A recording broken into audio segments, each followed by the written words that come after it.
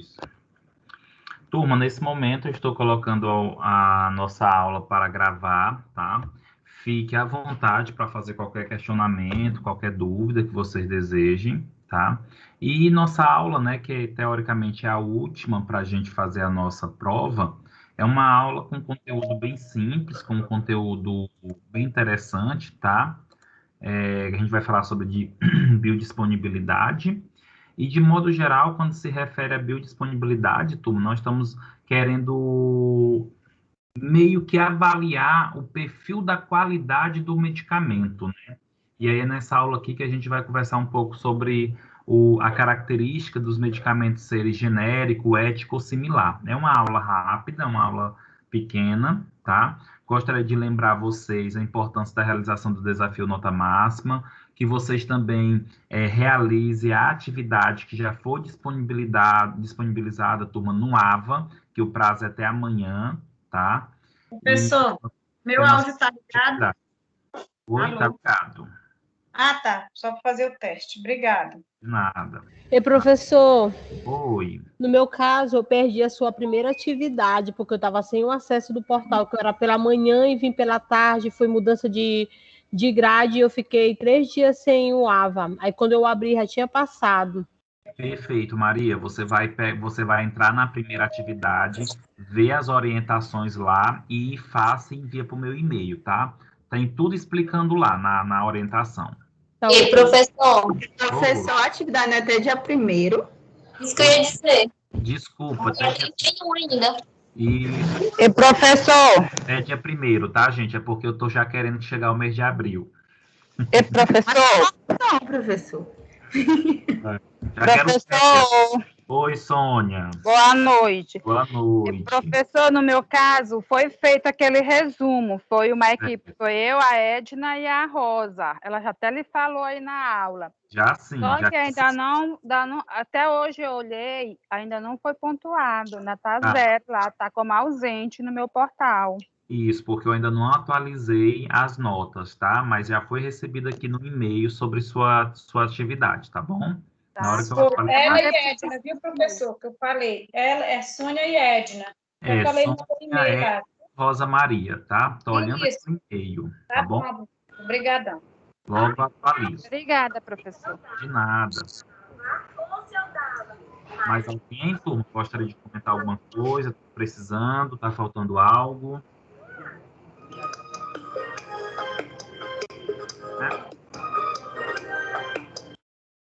Então, turma, vamos iniciar o nosso conteúdo, tá?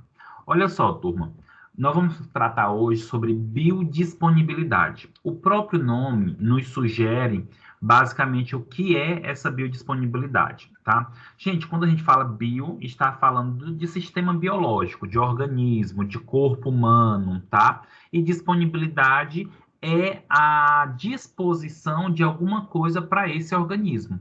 Então, quando a gente fala biodisponibilidade, eu me refiro, turma, à quantidade de substância que consegue chegar à corrente sanguínea sistêmica. O que seria isso? Toda vez que nós ingerimos um medicamento, independente da forma farmacêutica, independente da via de administração, essa substância ela pode alcançar a corrente sanguínea sistêmica. Por que eu falo corrente sanguínea sistêmica? Porque, de modo geral, nós temos a grande circulação e a pequena circulação sanguínea.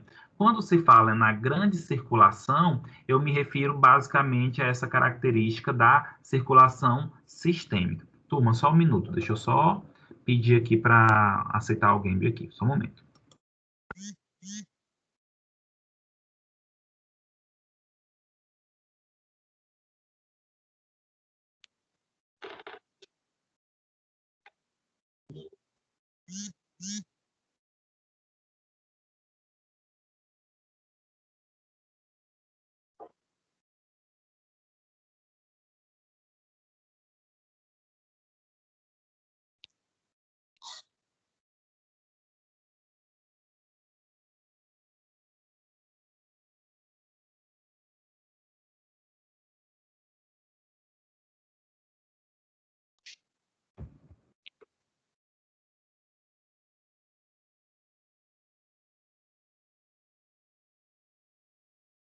Então, turma, nessa característica, né, comentando aqui para vocês sobre esse perfil da biodisponibilidade em si, vamos entender ao certo o que se refere, tá?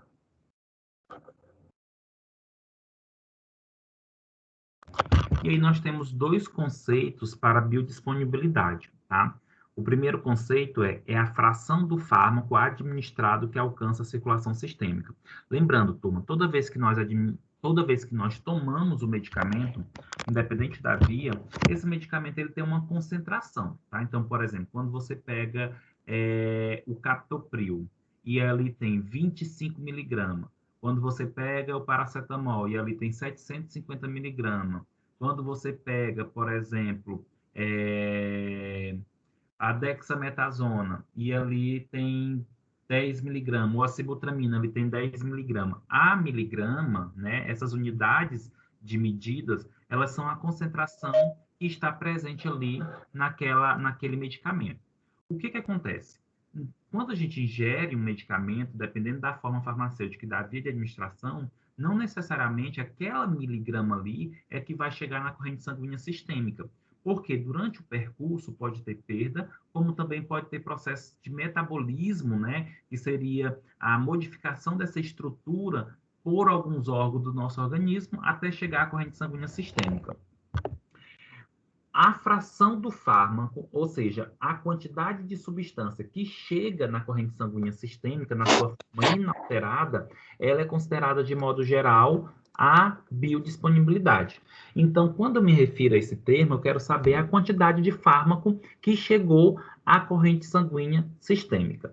Outra fração, que ao meu ver é o conceito mais bem claro, é o conceito mais correto para a biodisponibilidade, nós temos aqui. Biodisponibilidade, ela é expressa como a fração do fármaco administrado que tem acesso à circulação sistêmica na sua forma química inalterada.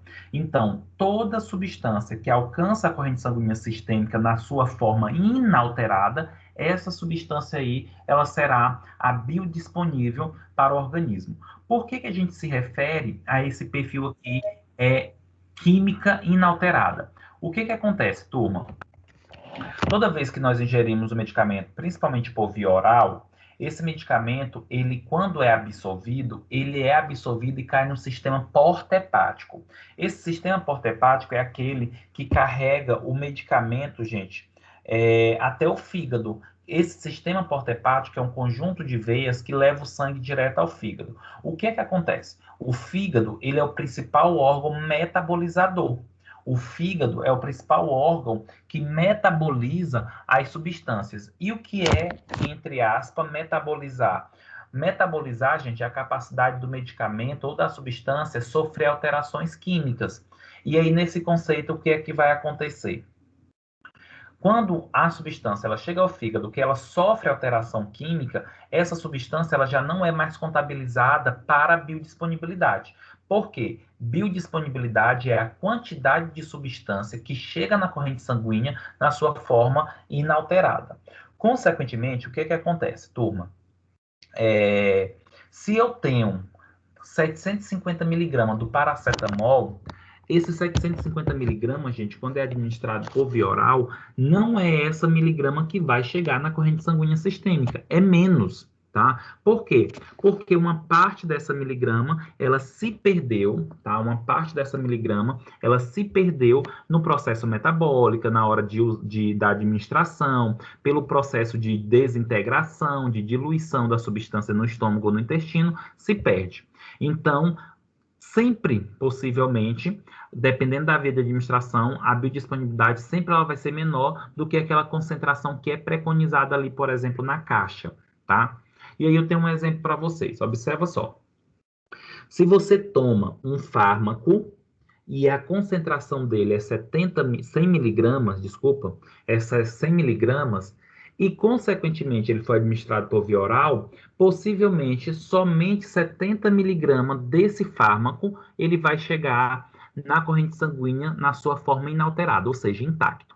Então, tem 100 miligramas, somente 70 chegou na corrente sanguínea sistêmica. Ou seja, qual é a biodisponibilidade desse fármaco para o organismo? A biodisponibilidade, turma, é 70%. Ou seja, de 100 miligramas que a pessoa ingeriu, somente 70 chegou à corrente sanguínea sistêmica. Ou seja, somente 70% da substância vai alcançar a corrente sanguínea e aquele 70% será o que vai fazer o efeito no nosso organismo. Oi, Angélica, quer fazer uma pergunta? Sim, professor. Com relação a essa questão de biodisponibilidade, da outra aula passada, da última que a gente teve, né, o senhor não conseguiu dar na anterior, né, no caso na retrasada.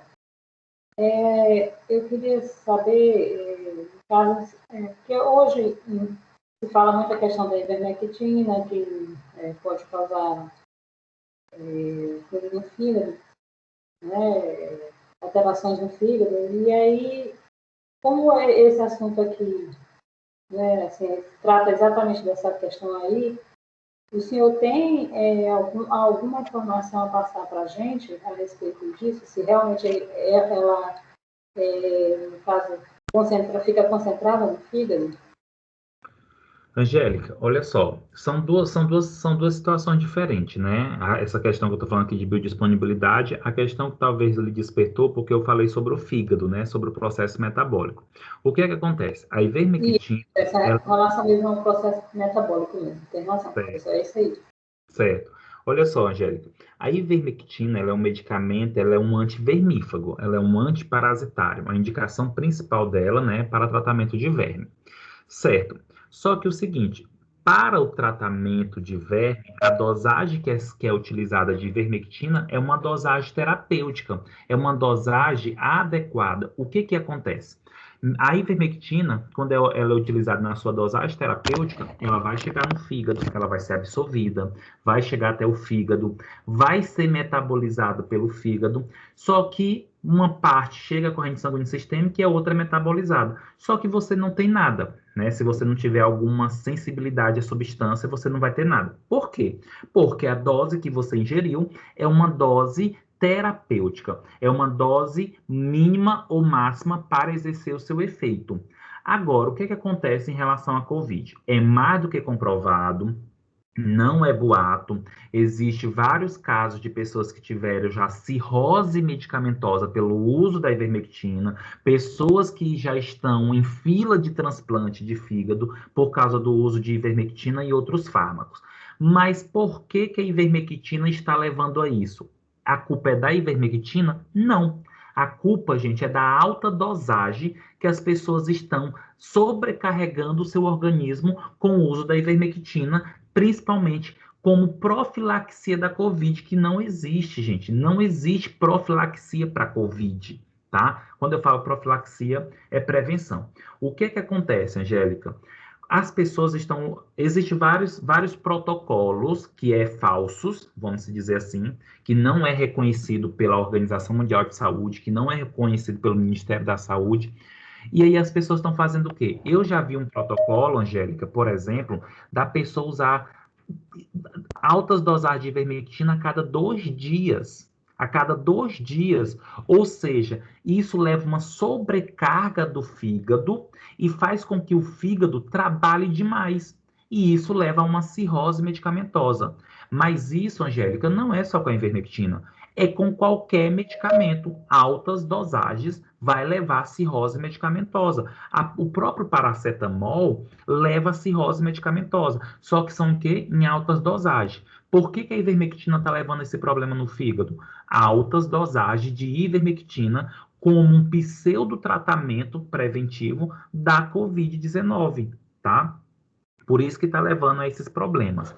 Ou seja, deixando mais claro o que eu falei para você, é verdade, a ivermectina leva a cirrose medicamentosa em altas dosagens, por isso que as pessoas porque estão tomando a ivermectina como água, né? 2, 3 comprimidos a cada 2 dias, por exemplo, e simplesmente, gente, eu tenho uma conhecida que simplesmente vai fazer 2 meses ininterrupto que utiliza ivermectina, tá? A cada 2 dias, ininterrupto, ok? Mas a ivermectina ela leva devido ao fato aí da alta dosagem. Se você for tomar a dosagem terapêutica para verme, não vai ocasionar. a não ser que a pessoa já tenha uma pré-situação. Ficou um Entendi. pouco claro? E, ainda, e também tem a questão de que, de repente, a pessoa está tomando outras coisas, né? Também aí, com certeza, pode elevar, né? Com certeza. Por exemplo, Esse problema no fígado, né? a pessoa que faz o uso de altas dosagens de ivermectina mais bebida alcoólica, o álcool já é hepatotóxico, tá? E, consequentemente, vai potencializar esse efeito hepatotóxico que a ivermectina pode ter em altas dosagens.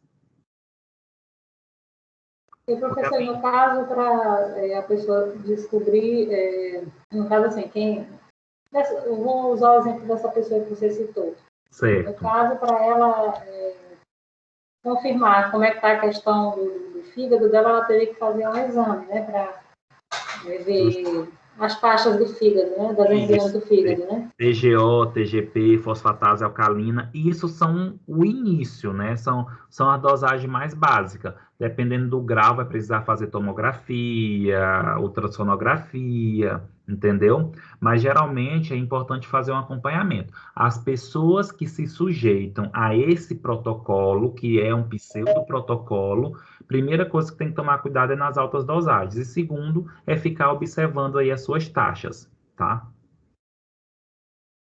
Professor, Oi. essa semana aqui, lá perto da casa da minha mãe, uma criança de 1 ano e 6 meses, ela estava com falta de apetite, aí levou a filha para consultar lá naquele hospital da criança.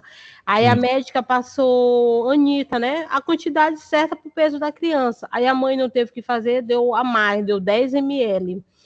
E aí a criança começava a vomitar, aí ela levou de volta e deram um sedativo lá para ela para fazer uma endoscopia, bateram tomografia, aí nisso ela paralisou o órgão dela e o lado do cérebro dela. Ela foi transferida por materno infantil. Só que assim, ela já voltou, já está fazendo cocô, xixi, já saiu da UTI, mas ela não abre o olho. Vai ficar com consequência pro resto da vida. Por isso, O médico falou. E, gente, eu acho, Aline, já que eu te libero, tá bom? E Maria José, olha só o que acontece. Gente, eu não consegui na semana passada dar aula para vocês. Depois eu peço para vocês dar não esqueça de assistir a aula de via de administração de medicamentos, já tá lá. Mas só para complementar o que a Maria José falou. Gente, medicamento líquido, ele é um problema. Primeiro, é muito difícil você colocar a quantidade correta naquele dosador. Então, sempre você dá a menos ou a mais. E segundo, as pessoas ainda têm uma cultura de não acreditar na dose que é preconizada, gente. Aí acaba aumentando a dose. Aí vem uma criança que é mais sensível, consequentemente, há uma possibilidade maior desses efeitos adversos, tá? E ela teve literalmente uma intoxicação. E não foi reação adversa, foi intoxicação. Reação adversa é quando a dose é normal e a pessoa sente alguma coisa. Quando a dose é acima da terapêutica e a pessoa sente algo, é intoxicação, ou seja, ela teve intoxicação. Tá, professor. Okay? Oi, Aline, você gostaria de comentar alguma coisa? Só uma dúvida quanto a essa questão da biodisponibilidade.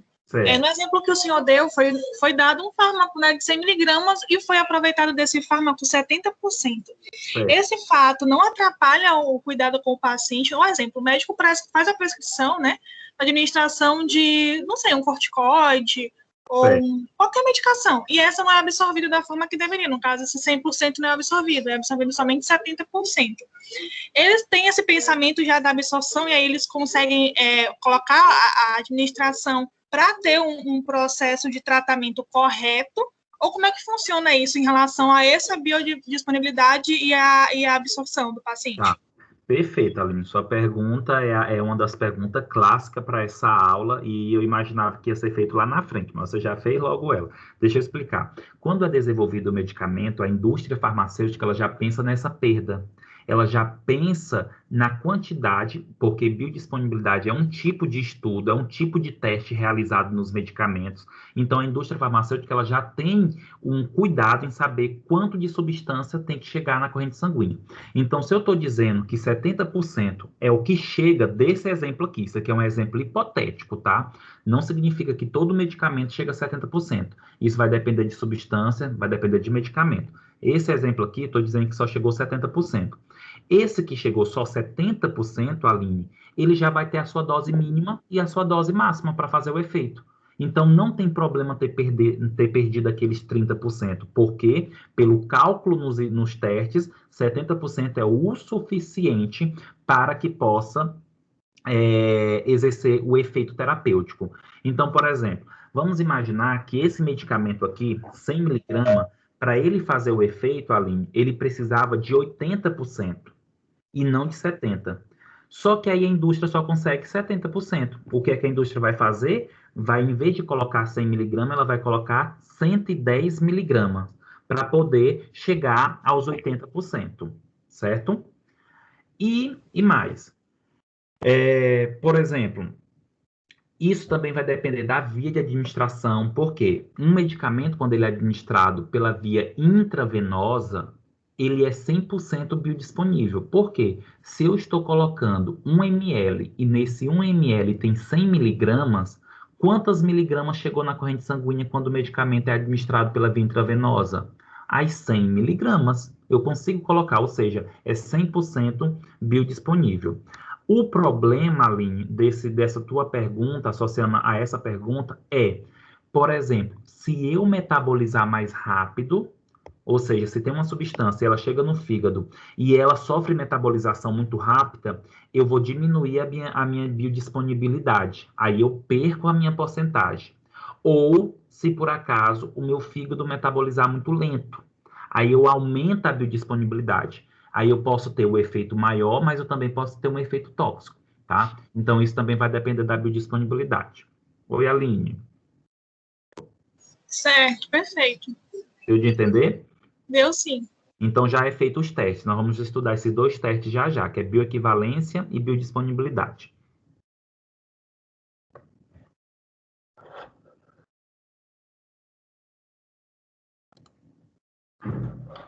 E aí, turma, eu trago para vocês, nesse slide aqui, determinação da biodisponibilidade, eu trago para vocês um exemplo das vias de administração e essa biodisponibilidade. A via de administração, gente, as vias de administrações, elas influenciam na biodisponibilidade. E como é que é feita essa comparação? Olha só. Ela é determinada, gente, pela comparação dos níveis plasmáticos da droga, tá? Depois de uma via particular de administração. Exemplo, via oral, com os níveis plasmáticos dos fármacos obtidos por injeção intravenosa, na qual todo fármaco entra na circulação rapidamente. Em outras palavras, o que é que esse texto está querendo dizer? Que para a gente determinar a quantidade de substância que chega na corrente sanguínea sistêmica na sua forma inalterada, eu preciso fazer comparação entre as vias. Então, eu pego geralmente a via oral e comparo com a via intravenosa, a via intravenosa com a via sublingual, e assim por diante. E esses testes geralmente são realizados tanto em seres humanos, inicialmente em animais, depois em seres humanos, tá? Como é que é feito isso? Dosando, gente, a quantidade de substância no sangue. Então, por exemplo, eu pego a substância e administro em uma pessoa diretamente na veia. Depois eu pego esse sangue e doso a quantidade de substância, depois de um determinado tempo. Eu dou o medicamento por via oral nessa pessoa, depois de um determinado tempo eu vou fazer a coleta do sangue e vou ver quanto de substância chegou no sangue. É dessa maneira que vai fazendo o quê? A comparação. Um ponto importante. Oi, Rosa.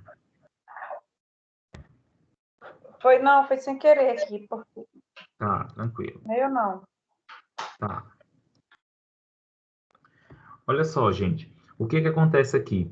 Em relação a esse gráfico? As vias de administração, elas influenciam nessa biodisponibilidade, tá? Como, por exemplo, a via intravenosa, ela é 100% biodisponível. Por quê? toda a quantidade de substância que é administrada, consequentemente, ela chega na corrente sanguínea sistêmica, porque é administrado direto na veia, tá? E assim vai aparecendo outras vias de administração que sofrem influência. Por exemplo, nesse gráfico, turma, nós temos 4 linhas, tá? 4 linhas. Isso aí representa as vias de administrações, tá? O que acontece? Nesse eixo que nós temos aí, que é o eixo vertical, que vai de 0 a 2, esse eixo aí, gente, é a concentração da substância no plasma. Quando eu falo concentração da substância no plasma, é a concentração da substância na corrente sanguínea, tá? E esse eixo vertical, horizontal, que é de 0 a 5, é as horas, é o tempo. Observa só, turma, nessa linha que tem o maior pico, que é a primeira, de cima para baixo. Essa daí, com certeza, é a via intravenosa, porque eu tenho a maior concentração da substância em pouco tempo. Em menos de 1 hora, eu já tenho basicamente aí, turma, 100% de biodisponibilidade, tá? Então, essa seria a intravenosa. A de baixo, eu poderia dizer que é a via sublingual, tá? Poderia ser a sublingual. Por quê? Porque a sublingual, gente, ela também tem uma concentração bem alta, porque como a substância é administrada debaixo da língua, rapidamente essa substância vai para a corrente sanguínea sistêmica, tá? E logo na terceira, né, de cima para baixo, que é essa roxinha, eu poderia dizer que é a via intramuscular. Por que que é a via intramuscular? Porque a via intramuscular, gente, ela é administrada no músculo e vai sendo absorvido lentamente a substância para a corrente sanguínea, tá?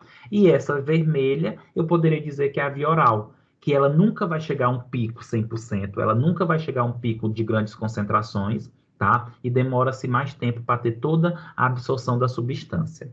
Pode dizer, Aline.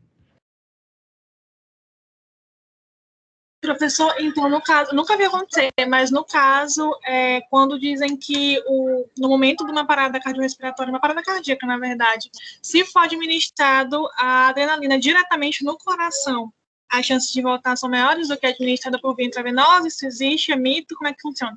Não, na verdade, isso vai depender da característica mesmo do hospital, do indivíduo. Olha só, quando você administra o medicamento direto no coração, a adrenalina, por exemplo, está infartando ali, está com bradicardia, administra adrenalina direto no coração. Consequentemente, a substância já chegou no órgão efetor. Então, o efeito é mais rápido. Por quê? Porque a substância já está no órgão efetor.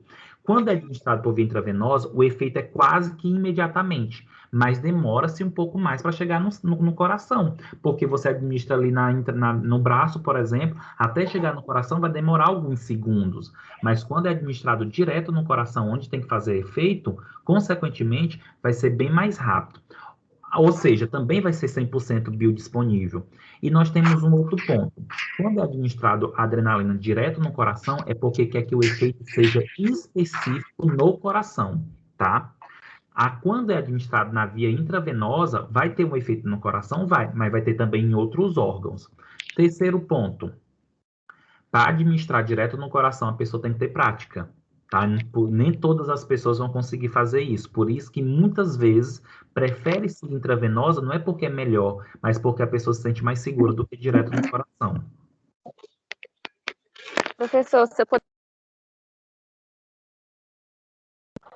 Gente, alguém ia falando e ficou mudo. Pode voltar? A Fabiana. Oi, Fabiana. Eu queria que o senhor repetisse aí, porque eu só consegui acompanhar via oral e intramuscular. A primeira e a segunda linha aí eu não consegui. Você poderia repetir, por favor? Tá, posso sim. Isso daqui é um exemplo hipotético, pode ser outras vias, mas a primeira, de cima para baixo, eu colocaria intravenosa. Por quê? Porque é a via que tem o maior pico de concentração. E a via que dá maior concentração sempre vai ser a via intravenosa, tá? A de baixo, eu poderia colocar a via sublingual, a segunda, de cima para baixo, a vermelha. A vermelha não, eu não sei, é um vinho, tá? Ela poderia ser a via sublingual, porque a sublingual, ela logo é absorvida, né? Porque tem a mucosa, tem os vasos sanguíneos. Essa roxa, que é a terceira de cima para baixo, eu colocaria aí via intramuscular. E a vermelha, que é a última, eu colocaria via oral. Ok, professor, obrigada. De nada. Oi, Pedro, pode dizer. E, professor? Sim. Por ser a via sublingual, ela ser a rápida absorção dela, por esse motivo, ela seria usada, no caso assim, uma coisa rápida de urgência, emergência? Justamente. A via sublingual ela é considerada uma via de urgência, de emergência. O problema é que nem todas as situações urgentes ou emergentes, elas podem ser administrados os medicamentos pela via sublingual. A via sublingual, Pedro, ela não comporta todas as formas farmacêuticas, ela não comporta todas para todos os medicamentos. E ainda tem mais, por exemplo, ela, apesar de ser de urgência e emergência, exemplo, uma crise hipertensiva. O paciente está em crise, mas a pessoa está, entre aspas, acordada. Então, tem como colocar ali na boca, a pessoa pode segurar o captopril ali debaixo da língua, mas uma pessoa que chega, por exemplo, desacordada, não poderá administrar um medicamento sublingual, né? Porque possivelmente o medicamento vai acabar pela posição indo para a via oral, ok? Entendi.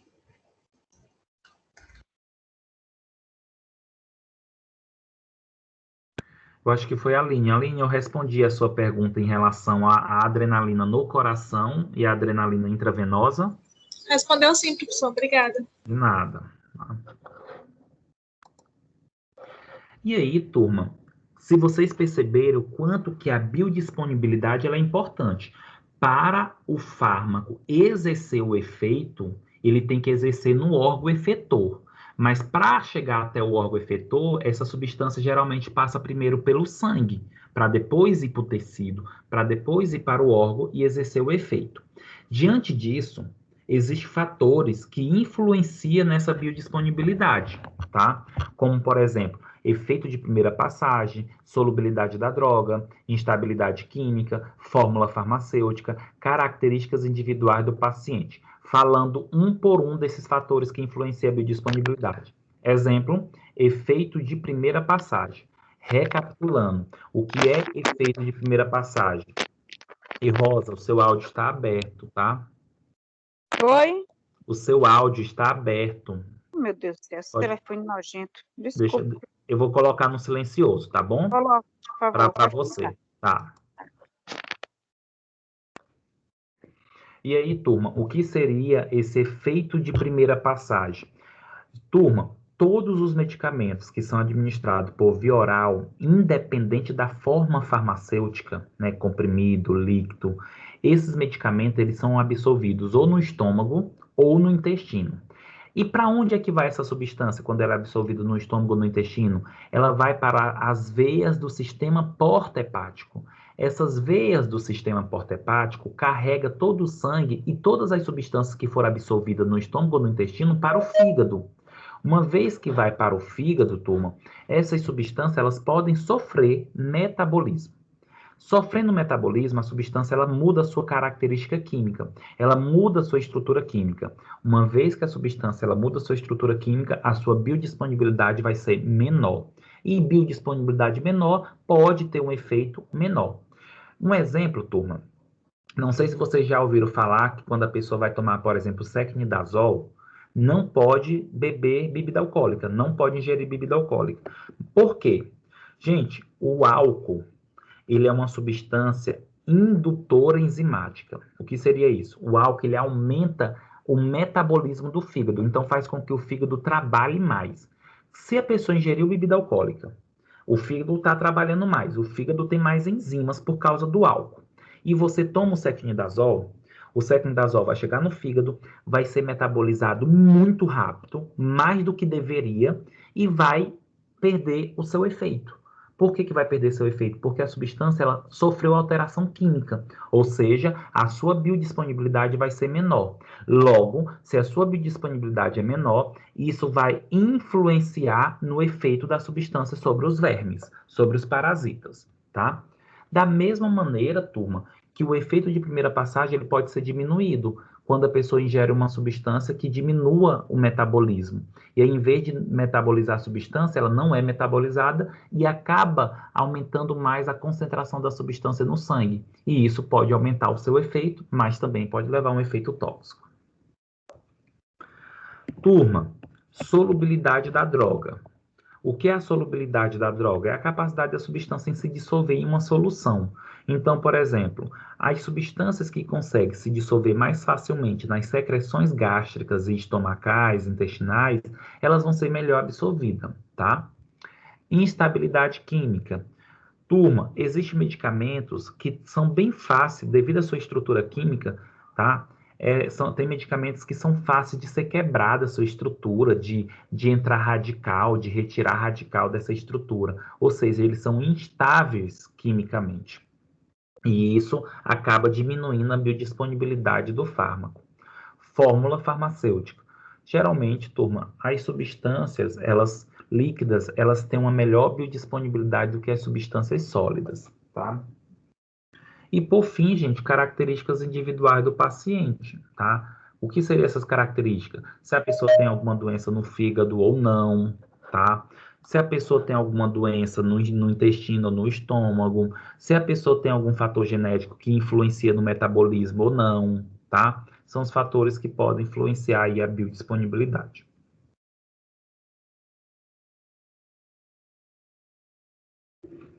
Só um momento, turma.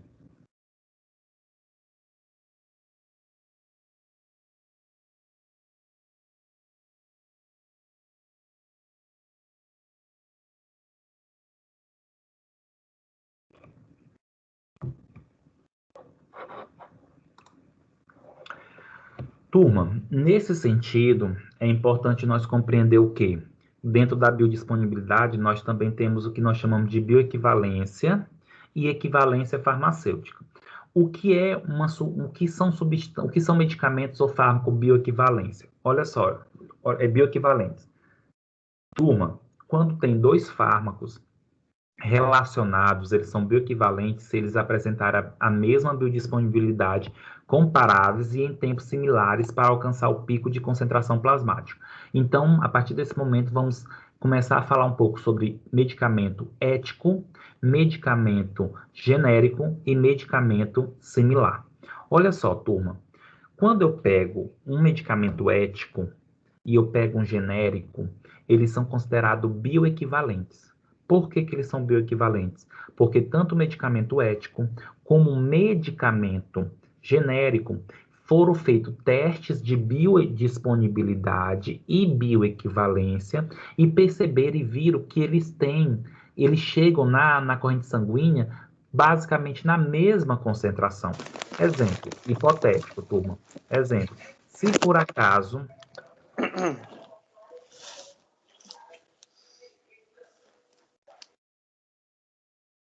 Olha só, turma, se por acaso, vamos pegar o Tilenol e vamos pegar o paracetamol genérico.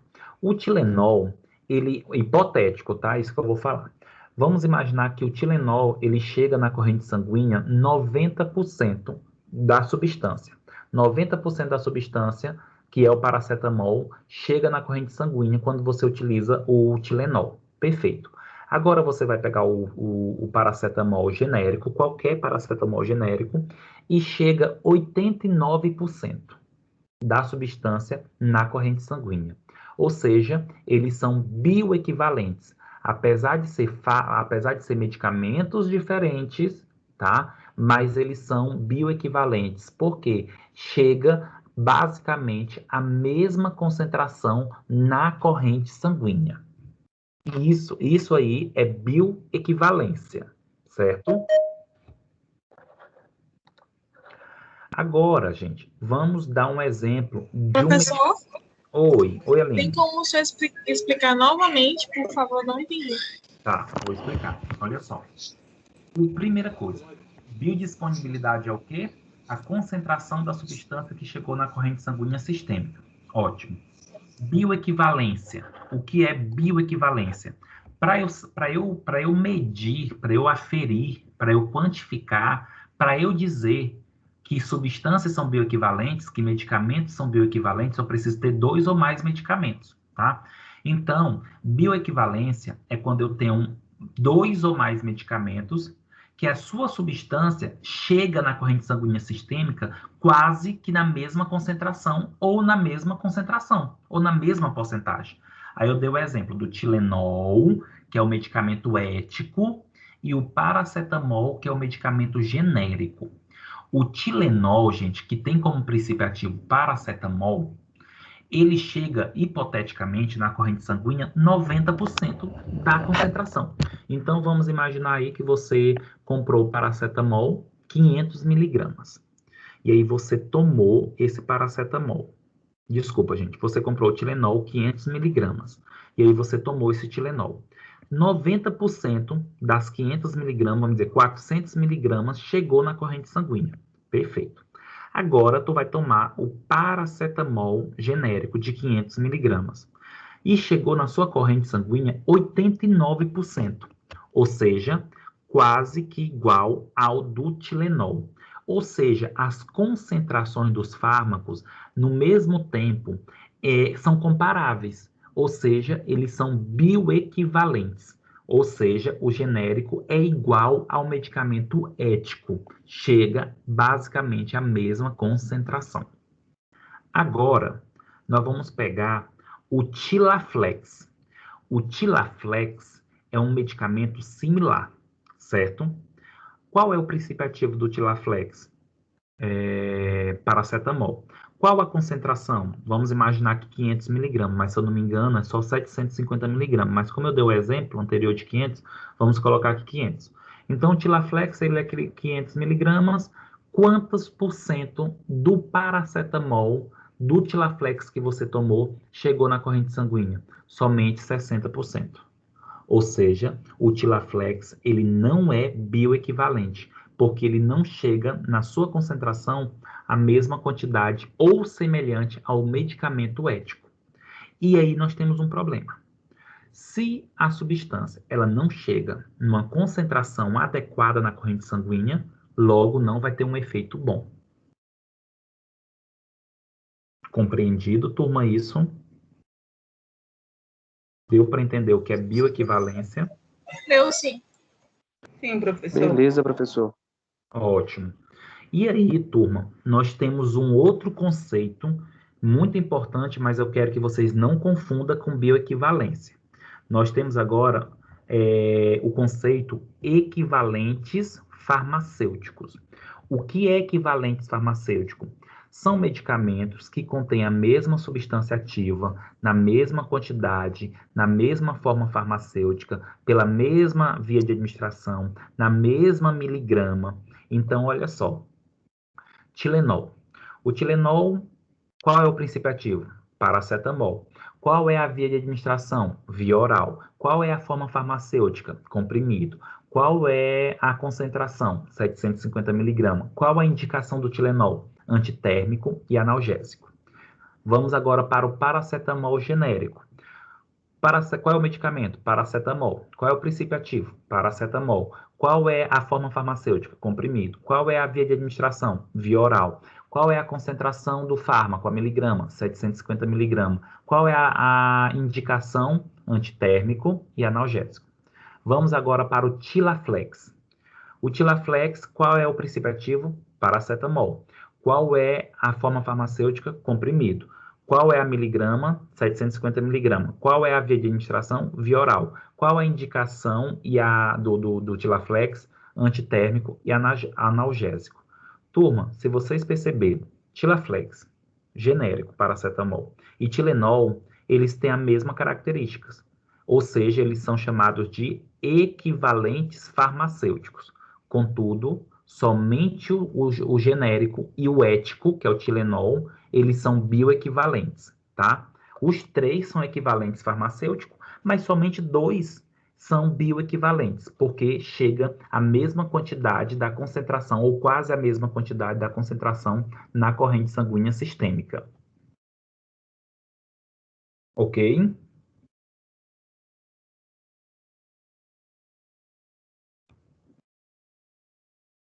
Ok. Ok.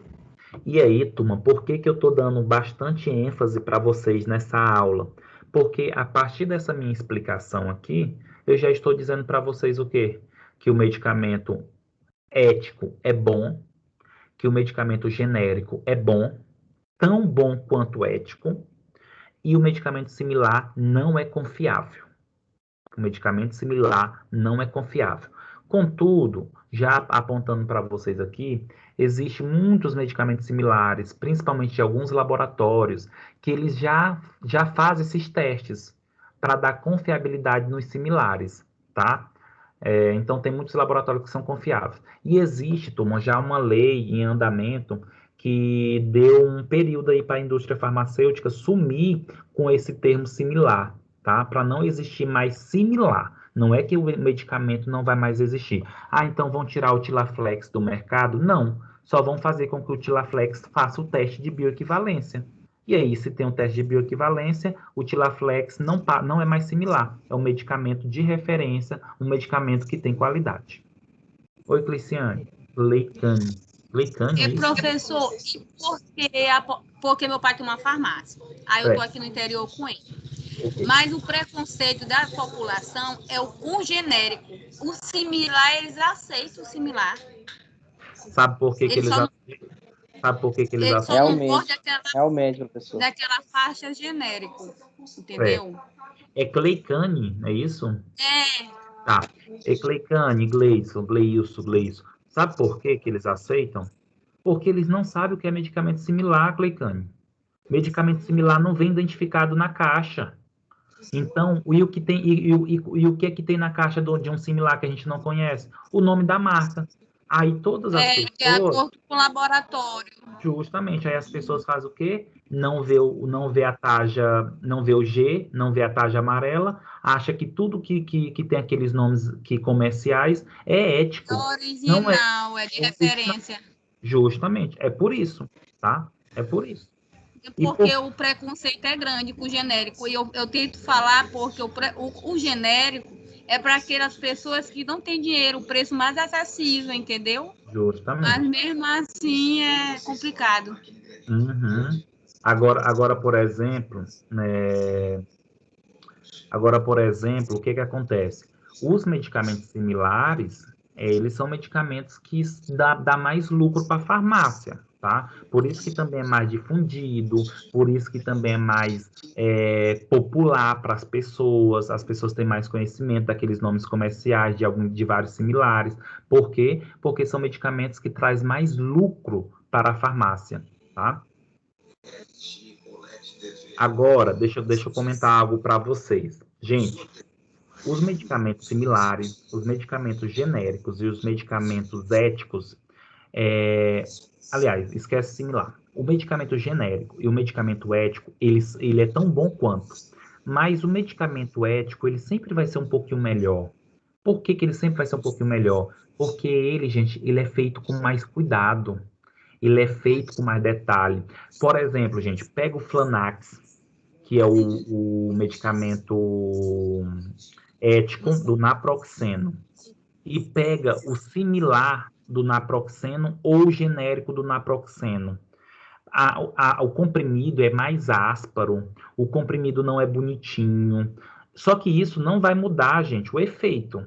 Só que as pessoas percebem que o medicamento ético ele tem um cuidado mais, ele é um pouco mais requintado, tá? Mas não significa que ele é melhor em efeito, mas ele é melhor para ser aceito, tá? Porque ele é mais bonito, ele tem uma textura melhor, tá? Porque usa produtos melhores, né? Recipientes melhores. Ok? Ainda tem médico também que fala que só funciona o que ele passa na receita, só o original, de referência. Isso também ajuda. Ajuda, na verdade, gente, nós temos uma resistência aí da classe médica, né? Não generalizando, mas nós temos uma resistência com o uso de genéricos, tá? Tanto que, geralmente, eles prescrevem o ético e ainda bota na receita, não mudar. E quando tiver na receita, gente, não mudar, não pode fazer intercambiabilidade, tá? Não pode fazer a troca, ok? Mas isso é uma difusão, falta de conhecimento, ou de não acreditar mesmo, tá? Porque isso, na maioria dos casos, o médico mesmo tem o contrato com o laboratório. Isso, ainda tem mais isso, né? Porque os médicos recebem a amostra grátis, aí se eles prescreverem, indicarem, eles podem conseguir uma premiação, eles podem conseguir uma viagem, e aí vai difundindo, né? Tem isso tudo, até viagem. Tem, vixe, para Cancún, para Nova York, isso vai depender do laboratório. Pode conseguir muita. É muito comum os laboratórios dar viagem para congresso, tá? Olha, se você conseguir indicar aí 100 caixas, eu consigo uma viagem para o congresso tal, etc e tal. Ok? Tranquilo? Tranquilo. Então, gente, continuando, né, essa aula sobre biodisponibilidade, e nesse contexto que eu falei para vocês, nós temos aqui um ponto importante, né, que foi a criação, diante disso, dos medicamentos genéricos. Olha só, a lei número 9.787, de 10/2/99, e a resolução número 391, de 9/8/99, do Diário Oficial da União, levou à implantação no país, no Brasil, dos medicamentos genéricos, tá? Então, a lei dos genéricos aí, gente, é a lei 9.787, tá? De 99. E o que diz essa lei? Que o país, ele pode produzir, né? Os laboratórios podem produzir medicamentos que são chamados de genérico. Por que são genéricos? Porque utiliza o princípio ativo dos medicamentos, não bota nome de marca, que isso também influencia no valor do genérico, porque como não existe a marca e você tem uma queda no preço, mas que apesar disso, esses medicamentos, eles obrigatoriamente, eles têm que ter o quê? Qualidade, eficácia e segurança. Ou seja, eles têm que ser igual ao medicamento ético, tá? Igual ao medicamento ético. A lei segura isso, a lei assegura isso, tá? E assim, o país, gente, passa a ter 3 classes de medicamentos, de modo geral. Medicamento de referência, que eu prefiro chamar medicamento ético, tá? Medicamento genérico.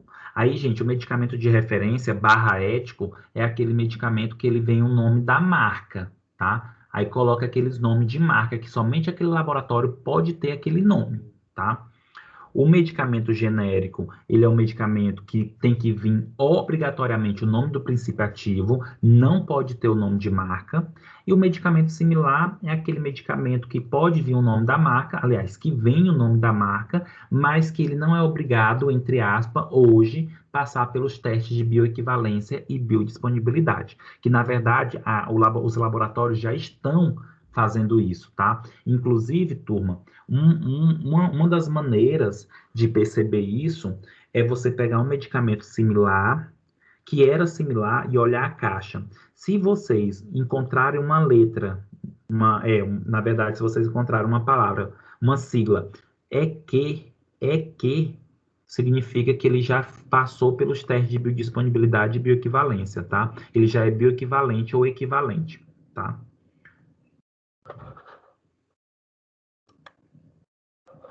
E disso tudo, gente, nós temos algumas regras, né, para a identificação dos medicamentos genéricos. Nós temos aqui, gente, o nome, nós temos a caixa. A caixa, gente, a cor dela pode ficar à vontade para o laboratório. Geralmente, o laboratório, eles colocam a cor do laboratório, né? Teuto azul, Acha azul, a medley, um verde claro, né? Então, tudo vai depender aí do laboratório, a cor da caixa não influencia. Mas o que tem que ter nessa caixa? O nome do genérico, ou seja, tem que ser o nome do princípio ativo ou dos princípios ativos, vai depender da quantidade de substância. Logo abaixo do nome do princípio ativo, é necessário colocar, gente, o nome. Tem que ser obrigatório colocar a lei que cria o medicamento genérico, né, que é a lei 9.787 de 99, tá? Aí vem características que tem que ter em todo medicamento, independente dele ser genérico ou não. A miligrama, a quantidade de formas farmacêuticas, tá? E tem, gente, uma taja amarela, tá? Tem que ter uma taja amarela, onde tem o nome medicamento genérico, e o G tem que vir maiúsculo, tem que ter um G maiúsculo, tá? Além disso, né, tem que ter aí a venda sobre prescrição médica, tá? Se o medicamento ele for aí sobre retenção de receita, ou se precisa realmente dessa prescrição, ok?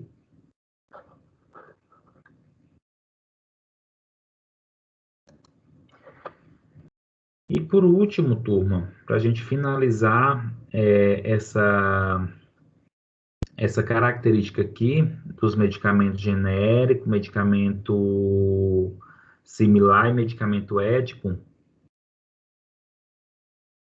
nós temos aqui o que nós chamamos de intercambiabilidade de medicamento, tá? O que seria essa intercambiabilidade de medicamento? Gente, a intercambiabilidade de medicamento, ela tá o termo intercambiabilidade é um termo que vem da engenharia, tá? Mas de modo geral significa o quê? Quando você tem a possibilidade de trocar um medicamento por outro, tá? Na verdade, não se troca princípio ativo, mas você pode trocar, por exemplo, um medicamento ético por um medicamento genérico, tá? Então, gente, só para vocês compreenderem, tá? De modo geral.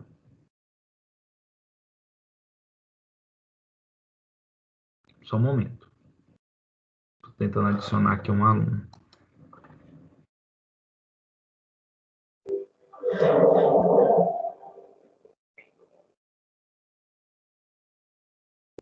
Olha só, turma, o medicamento de referência, tá, ou medicamento ético, ele pode ser intercambiável com o medicamento genérico, tá? Ou vice-versa. O medicamento genérico ele pode ser trocado pelo medicamento de referência. Lembrando que não se muda princípio ativo, não se muda miligrama, não se muda forma farmacêutica, tem que ser igual. O que vai mudar aqui, se ele é genérico, se ele é de referência, tá? Só um momento. Ok, então o de referência pode ser trocado pelo medicamento genérico e o de genérico pode ser trocado pelo de referência, tá? Turma, o medicamento de referência, ele pode ser, gente, trocado com o medicamento EQ, tá? Pode ser trocado com o medicamento que é equivalente, aquele medicamento que antes era similar, que agora é bioequivalente, tá? E vice-versa. O medicamento bioequivalente, ele pode ser trocado aí com um medicamento de referência, tá? Recapitulando. Medicamento de referência pode ser trocado pelo genérico e vice-versa, ou seja, genérico pode ser trocado pelo de referência. Perfeito. Vamos agora para o de referência. O medicamento de referência, ele pode ser trocado pelo medicamento que é bioequivalente, ou seja, que é um EQ, tá? E o EQ também pode ser trocado pelo medicamento de referência. Ótimo. Turma, agora olha só, o medicamento EQ, ou seja, o medicamento equivalente, ele não pode ser trocado pelo genérico e nem o genérico pode ser trocado pelo equivalente, tá? E outro ponto interessante é que o medicamento equivalente ele não pode ser trocado por outro medicamento equivalente, porque muda a marca.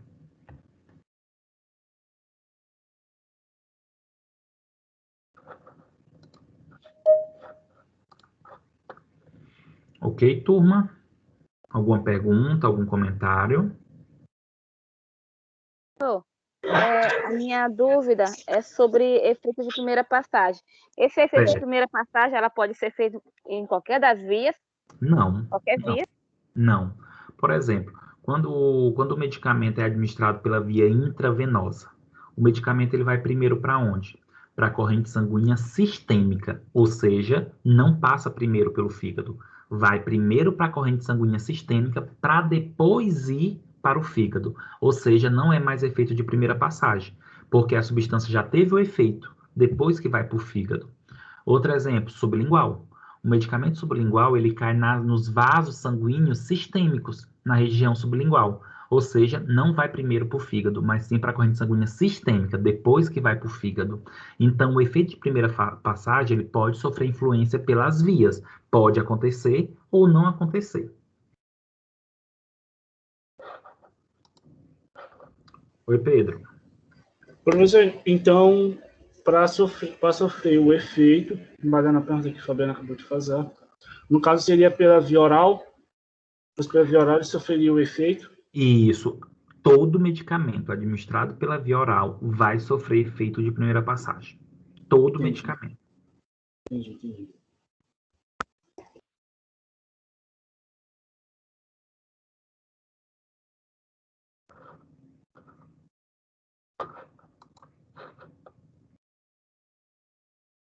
Turma, mais alguma dúvida, mais algum comentário? Gostaria de fazer?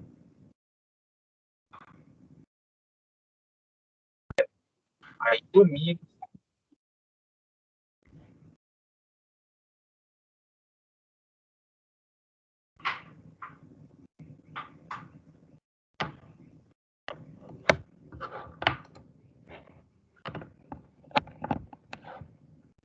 Posso sair?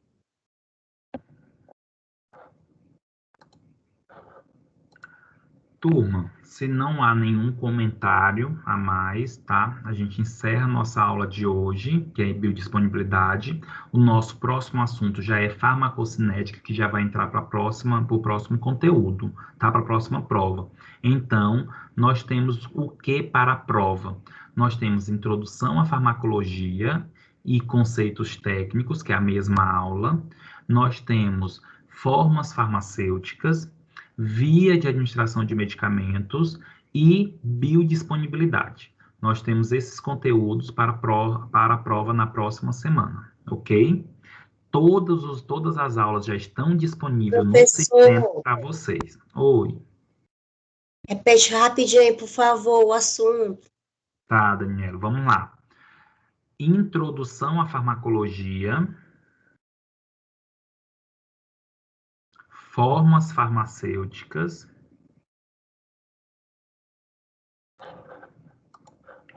vias de administração de medicamento e biodisponibilidade. Obrigado. De nada.